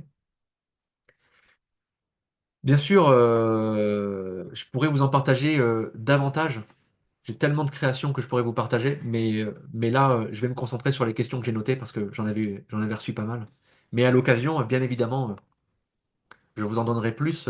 Et puis, si j'ai l'occasion de vous voir en coaching, je me ferai un plaisir de vous donner des choses qui peut-être peuvent faire écho à ce que vous vivez pour vous et surtout ce que vous vivez dans votre plan d'expression, qui est toute la suite logique de mon propos, bien évidemment. Euh, Peut-être aborder également la notion d'effort. Je sélectionne là ce que je vais pouvoir vous dire maintenant. La notion d'effort, c'est-à-dire, on m'a pas mal posé la question, c'est quoi finalement la différence entre l'effort et la discipline? Parce que je dis beaucoup, ne rentrez pas dans l'effort, faites attention à ça, parce que la réalisation, la création délibérée, tout ce qui se révèle dans votre vie, est inversement proportionnel au degré d'effort que l'on fournit. C'est une phrase qui est des fois, on peut me dire, elle est un peu complexe. Mais en fait, qu'est-ce que ça veut dire? Ça veut dire que plus vous sentez quelque chose de naturel en vous comme être ou avoir, ok? Moins donc du coup il y a d'efforts, parce que c'est naturel. Plus du coup ça va se réaliser vite, ça va se révéler vite dans votre réalité. Ça va se confirmer, ok? Et pourquoi c'est important de faire la différence entre l'effort et la discipline? Parce que l'effort, ça serait rester dans le fait de forcer son état d'esprit pour incarner un sentiment qui n'est pas dominant, car il est moins présent en vous à ce moment-là. Ok? Ça veut dire qu'en fait, euh, vous ne pouvez pas forcer la machine comme je le dis dans la vidéo. Vous ne pouvez pas forcer ça. Ok? Vous pouvez constater quand ça dissonne qu'il y a un sentiment dominant qui est déjà en place ou qui vient prendre place. Et ça s'appelle de l'honnêteté. Ça s'appelle justement d'être créateur et responsable. Ou créatrice et responsable. Ok. La différence avec justement le fait de l'effort et de rentrer en discipline, c'est que la discipline, ça demande un engagement à expérimenter du plus petit au plus grand. C'est ça la discipline. La discipline, c'est justement se discipliner dans le temps avec engagement et détermination, ce qu'on va appeler l'autodétermination, parce qu'elle vient uniquement de vous. Ok. Vous allez vous autodéterminer en vous engageant dans cette discipline de créateur à expérimenter et à confirmer du plus petit au plus grand ce que vous êtes capable de créer. Ok. Et c'est ça la discipline. La discipline, on peut dire que c'est cette autodétermination, ok, et cette foi grandissante dans le temps. Complètement un mandat. C'est pleinement accepté, donc c'est plus un effort. Complètement. Et ça, c'est à force de le faire. Ne vous attendez pas à ce que quelque chose soit dénué d'effort à certains moments au début que vous vous entraînez à faire ça. Mais pas du tout. Parce que vous savez que c'est faux. Vous savez que vous allez passer par des moments d'effort, des moments de recalibrage, des moments de réécriture du scénario qui joue en vous. Mais c'est comme tout, c'est un muscle, ça se travaille. C'est-à-dire qu'en fait, votre esprit, encore une fois, il a tellement d'habitude à fonctionner, il a tellement appris à regarder le monde d'une certaine manière. Ok. Et c'est ce dont d'ailleurs je veux absolument vous parler à la fin de ce webinaire. C'est-à-dire qu'on ne peut pas forcer notre esprit en faisant le déni de ce que nous disons de nous-mêmes en secret, c'est-à-dire ce que l'on ressent vraiment. Parce que ce que l'on dit de nous-mêmes en secret, c'est ça le sentiment dominant. C'est ce que des fois on n'arrive pas à s'avouer à soi-même. Ok. Et là, il s'agit d'infuser justement un sentiment différent. Alors ça m'amène à vous parler de l'échec ou le manque de résultats. Parce que clairement, aujourd'hui, dans ma démarche et ce que je propose, on est clairement là-dedans. On est dans la compréhension des principes, donc découvrir tout ce que je suis en train de vous raconter, dans le fait de l'approfondir, mais aussi d'évoquer bien évidemment cette difficulté, et donc ce manque de résultats, le doute, et ce qu'on pourrait appeler l'échec en général. Ok. C'est-à-dire qu'en fait, le problème dans ça, c'est quoi? C'est que je vous passe tout ce qu'il y a dans l'acte de la création et autour de ça. Il y a beaucoup de thématiques pour encore plus ancrer ces choses et ces principes. Mais qu'est-ce qui va se passer quand vous allez essayer ça, ou si vous l'avez déjà essayé peut-être avec la loi d'attraction, ou la loi d'assomption si vous l'avez découvert, c'est de voir que vous allez vivre des sentiments de dissonance intérieure. Ça, j'imagine que vous en avez fait quasiment tous l'expérience. Ok? Quand par la volonté, on veut forcer un sentiment et qu'à l'intérieur de nous, on a un faux semblant extérieur et on veut garder la face, et intérieurement, ça se passe pas du tout de la même manière. Ça, vous connaissez. Eh bien, ce sentiment de dissonance intérieure, c'est quelque chose qui va tellement empêcher les gens, vous empêcher de faire l'expérience justement de ce pouvoir, c'est-à-dire celui de votre esprit en vous. Parce que vous allez laisser tomber. Parce que vous allez tout simplement euh, vous prouver à vous-même que ça en valait pas la peine. Vous prouver à vous-même que vous êtes toujours dans l'impuissance. Et c'est là que c'est important. C'est là que c'est important de s'occuper de ce sentiment de dissonance intérieure et de s'occuper de cette problématique pour justement s'engager dans le temps à expérimenter tout ça. C'est-à-dire que ça prend un peu de temps. Quand je dis un peu de temps, parce que c'est très très relatif en fonction des gens et de leur expérience. Mais il faut absolument s'en occuper. Parce que vous allez vivre ça, vous allez vivre des blocages. Donc vous allez vous mettre dans une certaine situation. Voilà. Vous allez déterminer des choses en vous qui vont devenir bloquantes. Vous allez vivre, bien évidemment, mais ça, j'imagine que vous m'avez pas attendu pour le découvrir, c'est que vous allez vivre des schémas qui sont répétitifs. Donc, je ne sais pas dans quel domaine de votre vie ça se situe, mais il y a forcément des domaines sur lesquels vous avez vu il y a des schémas qui se répètent sans cesse. Eh bien, qu'est-ce qui va se passer quand on rentre justement euh, dans le fait de ne pas avoir assez intégré comment ça se joue et comment ça se pratique?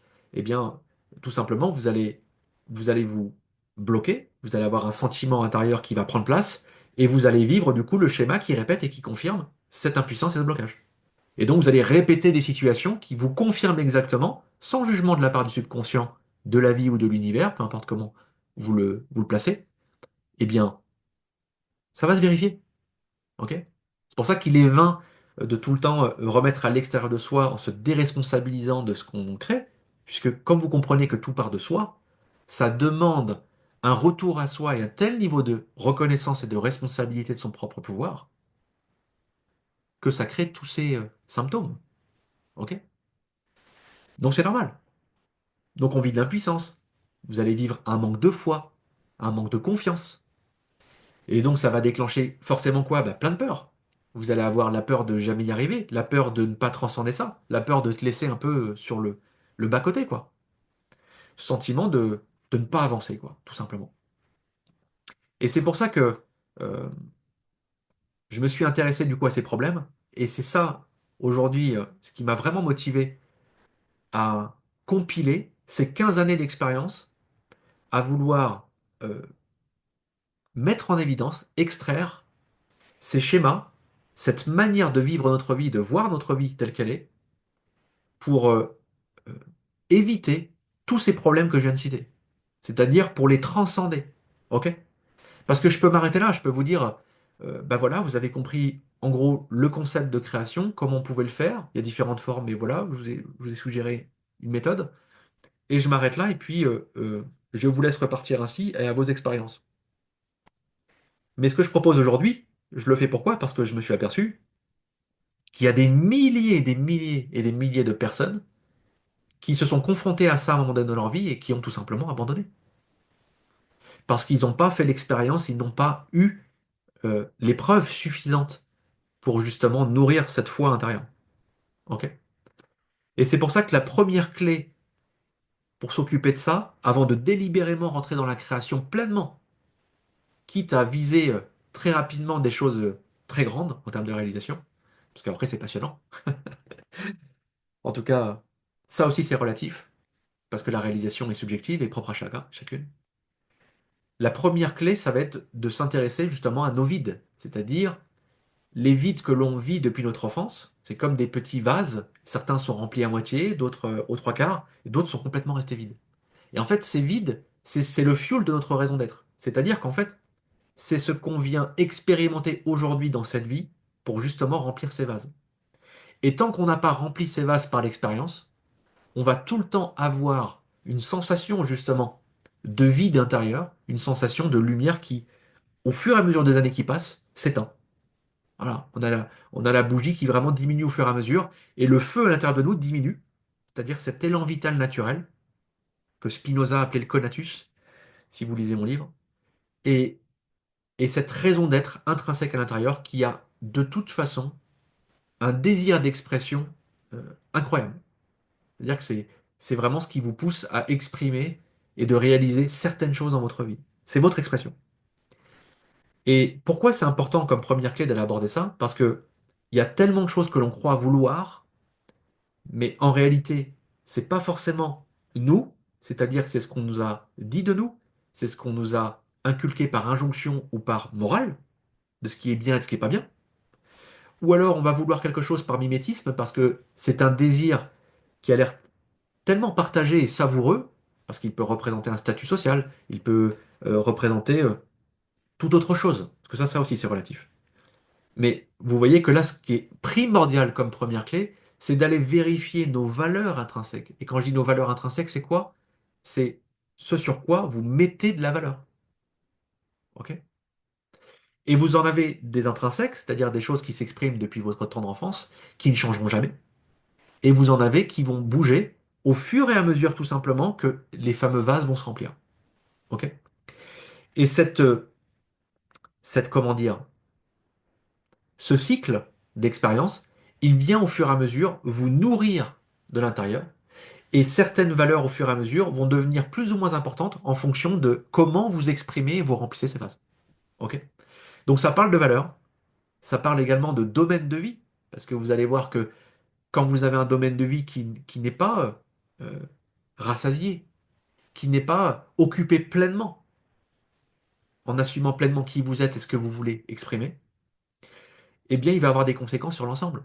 Je peux vous donner un exemple. Si je prends pas soin, prenons le domaine de la santé. Si je prends pas soin de mon hygiène de vie à un moment donné, qu'est-ce qui peut se passer? Je vais tellement pas mettre mon énergie dans ce domaine-là pour exprimer ce que je désire profondément, c'est-à-dire avoir un véhicule dans cette vie qui tienne la route, eh bien qu'il va avoir des conséquences sur l'ensemble de mes autres domaines de vie. Parce que si je suis pas en santé, je vais pas pouvoir vivre forcément le domaine sentimental ou le domaine professionnel de manière limpide. Vous voyez? Et donc, en fait, les domaines de vie comme ça, au même titre que les valeurs, ça va être la première clé pour aller vérifier réellement ce que l'on désire exprimer d'unique pour soi-même. Et ça va être, c'est ça que je propose, ça va être ensuite d'écrire tout simplement euh, ce que j'appellerais ce contrat d'expression qui vous permet de passer un contrat avec vous-même de ce que vous savez au fond de vous vouloir exprimer dans cette vie. Je vous rappelle, cette vie, c'est tout simplement le temps et l'espace, donc l'expérience de la matière, qui commence et qui se termine. C'est-à-dire, c'est un laps de temps. Et donc, qu'est-ce que vous désirez dans les années qui viennent exprimer, qui vous sont données dans cette expérience? D'exprimer. Ok. Encore une fois, je reprends le terme de théâtre. Vous voulez jouer quoi comme scène? C'est quoi votre rôle que vous voulez jouer? Tout le monde joue un rôle. C'est quoi votre rôle que vous êtes venu jouer? Pas le rôle que vous voulez prendre d'un autre. Pas le rôle que vous avez fantasmé des autres. Votre rôle. Et une fois que ce premier jalon il est fait, ce que je propose, c'est d'aller voir ensuite nos perceptions. Ça va être la deuxième clé, c'est-à-dire voir à quel point notre manière de regarder notre vie va influencer de toute façon ce que l'on vivra aujourd'hui et donc ce que l'on va vivre dans le futur. Parce que comme je dis tout à l'heure, le temps, cette illusion du temps, euh, qui se traduit par le fait que le passé et le futur existent maintenant, et que certes, par l'imagination, vous pouvez vous balader dans le passé et le futur, mais ce que vous vivez là maintenant et ce que vous allez vivre dans le futur, c'est bien sûr l'accumulation de ce que vous dites de vous, et donc du passé. Ok?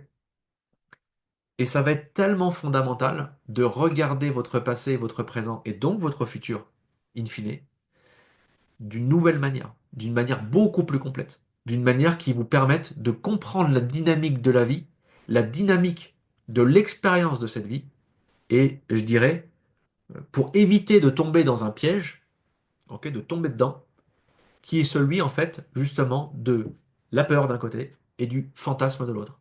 C'est-à-dire qu'en gros, la création délibérée, ça n'est pas fantasmer quelque chose, ça n'est pas vouloir quelque chose pour fuir une autre. Parce que, souvenez-vous, si je parle d'un sentiment dominant, le sentiment dominant, si j'idéalise quelque chose et que je fuis une autre, c'est la peur. Qu'est-ce qui alimente à ce moment-là ma création? C'est la peur. C'est la peur de ne plus jamais vivre cette chose-là, alors je fuis et donc j'idéalise une autre. Et vous comprenez à ce moment-là que dans nos perceptions, on a besoin d'embrasser la totalité de l'expérience humaine. Ok? Et donc, vous voyez que cette première clé de la raison d'être et cette deuxième clé des perceptions, elle vient déblayer ce fameux jardin intérieur de l'esprit pour pouvoir planter des graines correctement et les voir pousser de manière très qualitative. Parce que sinon, de toute façon, qu'est-ce qui va se passer? Vous allez rentrer dans la création délibérée avec probablement, pour certaines et certains, une, une perception déséquilibrée qui va vous amener à vivre un sentiment persistant et dominant au fond de vous. Ce qui est dit dans le secret. Ok? Et donc, qu'est-ce qui va se passer au bout d'un moment? Eh bien, vous allez, dans certaines créations, parce que certains domaines c'est plus fluide, mais dans certaines créations, chaque création, chaque domaine a son empreinte émotionnelle, eh bien, vous allez vous confronter à l'obstacle du blocage, de l'échec, du non-résultat. Donc, pour répondre, Aurélie, comment faire si on est complètement perdu, je ne sais pas où aller? Eh bien, c'est justement ce que je propose dans la première clé. La première clé, ça va être d'aller sonder ça. Et c'est par un jeu de questionnement, d'introspection que vous allez sonder c'est quoi qui brûle à l'intérieur de vous. Parce que ça arrive, Aurélie, justement, qu'on se sent tellement désorienté, perdu, que finalement, en fait, on ne sait pas où est la voie de son expression. Et c'est pour ça que c'est tellement important. Parce que si je passe pas par la première clé et que je vérifie pas ce qui vient vraiment de moi et uniquement de moi, comment voulez-vous avoir le sentiment dominant qui s'intonise parfaitement avec ce que j'ai décidé d'exprimer? Si finalement ça part pas vraiment de moi. Vous voyez. Donc, pour te répondre, c'est la première clé qui répondra à ça. Ensuite, on travaille la perception. Et ensuite, en troisième clé, on vient aborder justement la compréhension de tout ce qui met en scène notre pièce de théâtre, c'est-à-dire la création délibérée avec notre esprit. Ok? C'est-à-dire permettre à la réalité de révéler notre conscience profonde qui part de notre subconscient. Et ça, c'est vraiment le bloc de la création qui reprend un peu tout ce que j'ai évoqué avant, mais qui vient réintroduire, je dirais, des fondamentaux, c'est-à-dire les bases essentielles de la dynamique de création. J'en ai exposé quelques-unes tout à l'heure, mais il y en a plusieurs. Il y en a d'autres, hein, bien sûr. OK? Donc, une fois qu'on a fait ces trois étapes et qu'on a compris, en fait, ce que vous voulez exprimer, qu'on a réobjectivé la manière de regarder le monde et qui va complètement, et ça je vous l'assure, qui va complètement débloquer tellement de choses que vous percevez de votre histoire, que vous allez pouvoir entrer dans l'acte de création et surtout, dans la quatrième clé, vous allez pouvoir exprimer complètement votre essence profonde dans la vie. Et comment? En consentant tout simplement à vivre le contraste de la vie et tous les traits humains qui vous composent.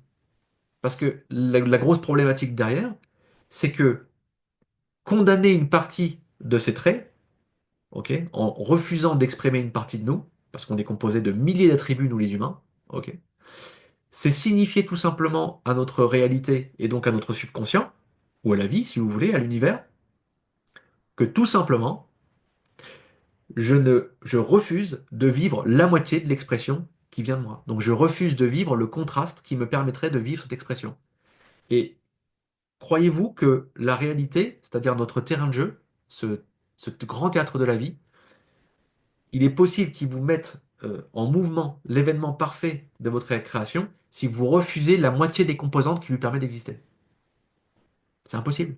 C'est impossible.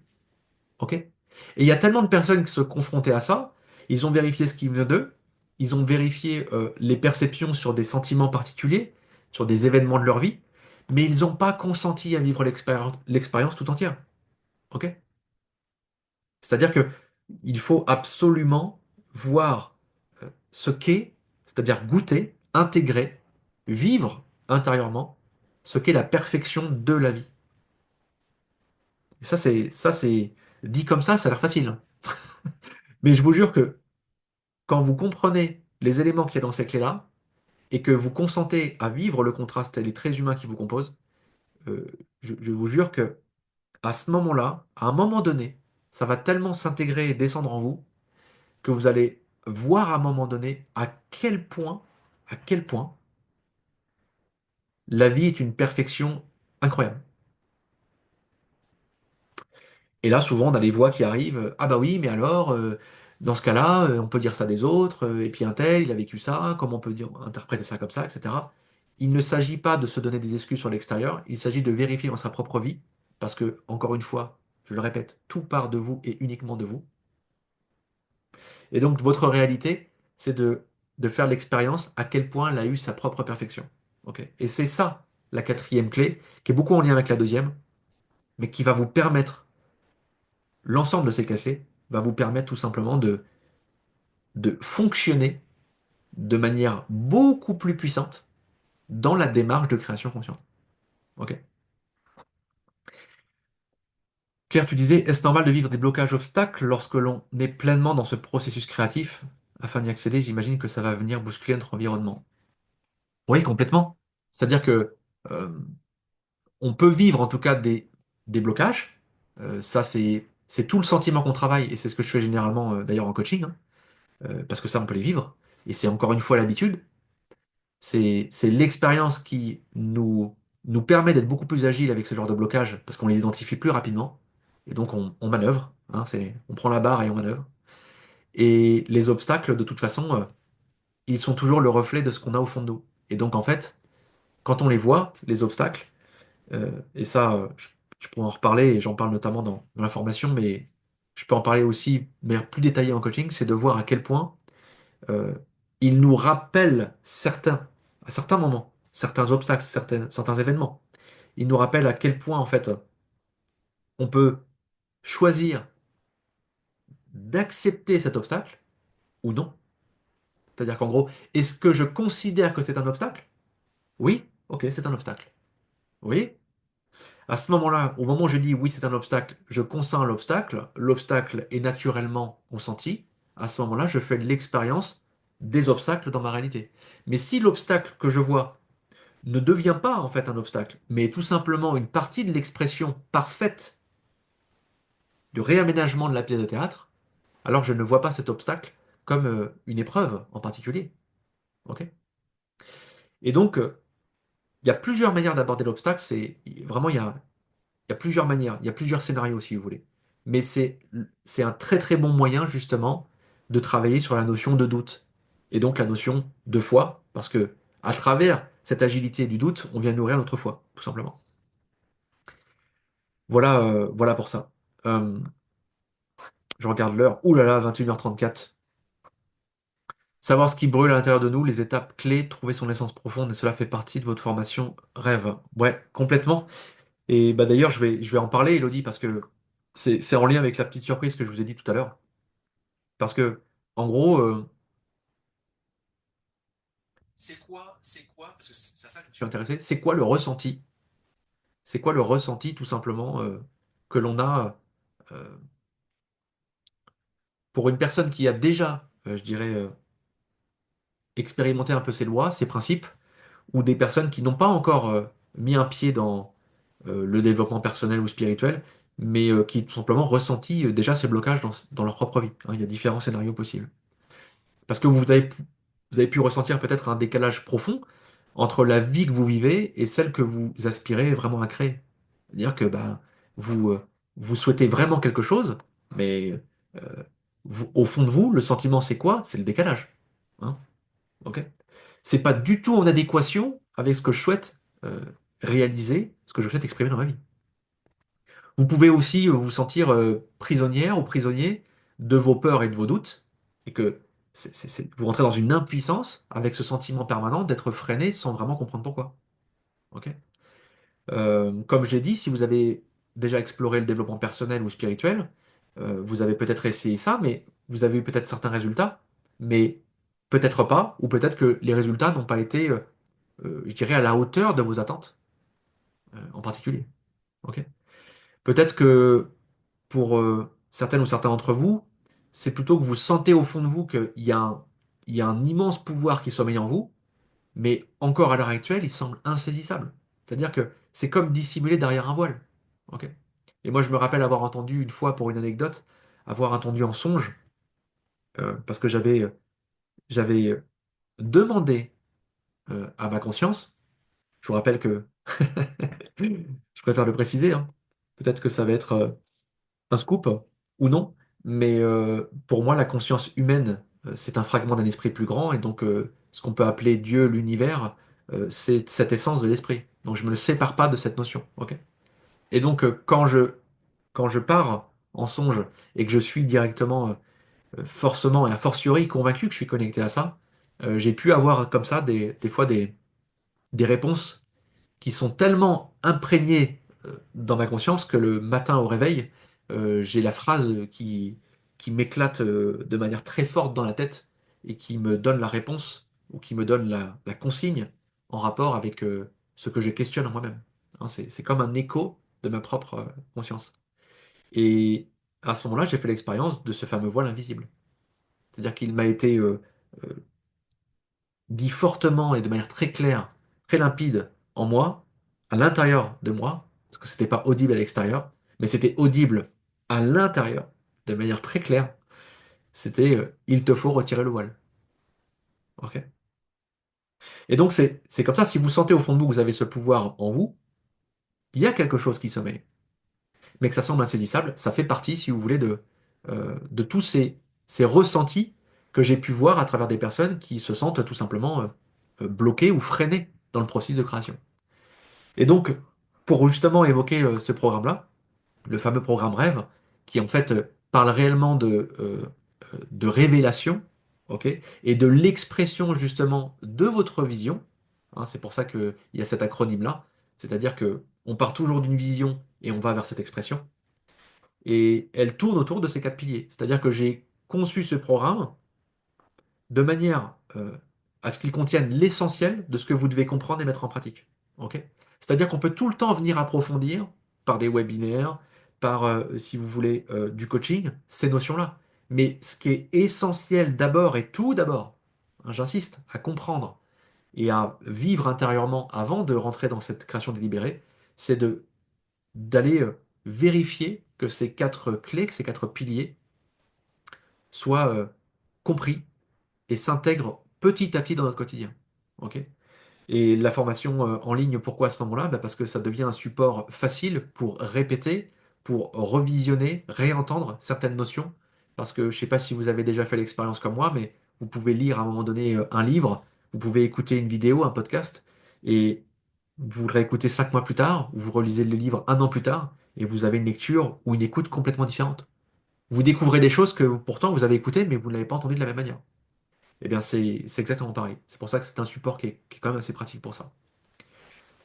Et donc, où j'en étais, c'était pour vous dire qu'en gros, que toutes les personnes voilà, qui veulent transcender à un moment donné ce ressenti, eh bien, j'ai créé ces quatre modules qui permettent d'aller tout de suite à l'essentiel. C'est pour ça que c'est à peu près 3 heures de vidéo et 7 heures d'apprentissage entre les exercices, les questions, les différentes grilles à noter, parce qu'il y a des exercices à réaliser pour justement rentrer dans cette introspection unique qui vous appartient. Et, et en gros, voilà, je vais à l'essentiel. C'est pour ça que c'est pas un programme très long, c'est un programme qui va à l'essentiel. Et après, on pourra approfondir. Après, on pourra creuser au cas par cas. Et effectivement, je peux aussi vous accompagner sur ces différents piliers au fur et à mesure. Mais je dirais que comme base et se laisser le temps de l'intégrer, c'est quand même vraiment pas mal. En tout cas, je l'ai conçu avec cet objectif. C'est vous qui me direz si c'est pas mal. Mais pour l'instant, avec les retours que j'ai, ça se passe plutôt bien. Euh, et donc, mon objectif à travers ce programme, je vais arrêter de parler parce que je parle trop, c'est que, en clair, vous puissiez finalement ressentir de la clarté sur ce que vous désirez profondément au plus près de votre essence. Ok? Donc ça répond un peu à ce que j'avais vu tout à l'heure dans le chat, c'est que c'est clairement de commencer par ça. Et je dirais c'est même peut-être par ça qu'il est essentiel de voir ce programme comme très utile. Ok? C'est que même si vous savez quoi exprimer, allez vérifier vos domaines de vie et la source de cette expression, d'où elle vient. Allez vérifier ça. Ok?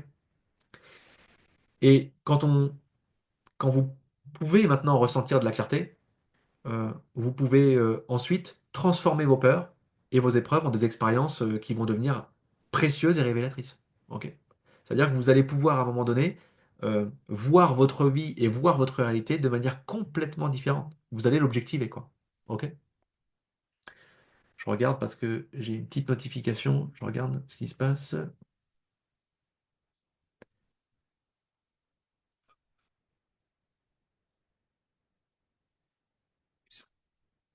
Alors où j'en étais. Donc voilà. Transformer vos peurs et vos épreuves, c'est voilà, changer de paradigme.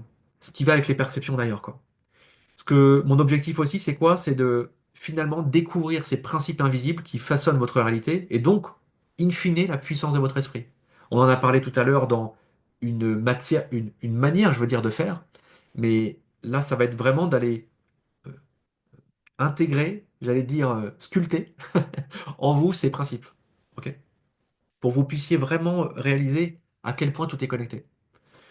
Euh, Créer bien évidemment une vie qui vous inspire, ça va de soi, ça c'est mon objectif, et en faisant quoi? En incarnant pleinement cette raison d'être que vous avez été chercher dans ce premier module, et en réalisant toutes vos aspirations, et uniquement les vôtres. Ok? Et je dirais pour terminer en termes d'objectifs, ça va être de vivre pleinement l'expérience de la vie, en jouant justement votre partition unique, mais avec quoi? Bah, avec une confiance renouvelée. Ok. C'est que d'un seul coup, vous ne vous sentez plus empêché par certains blocages ou peurs, pas du tout.